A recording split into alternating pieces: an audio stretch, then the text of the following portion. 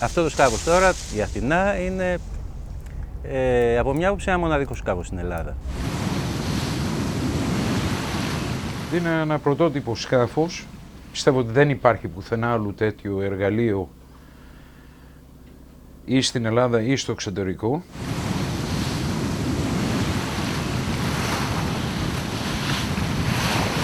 Ήταν ένας καλός συγκερασμός όλων αυτών των αντιφατικών πολλές φορές απόψεων και επιδιώξεων και δυνάμεων.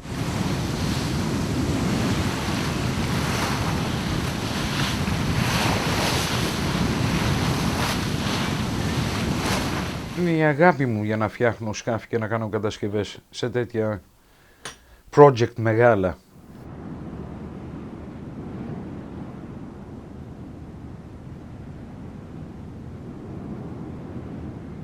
Οτιδήποτε κάνεις με αγάπη έχει ψυχή.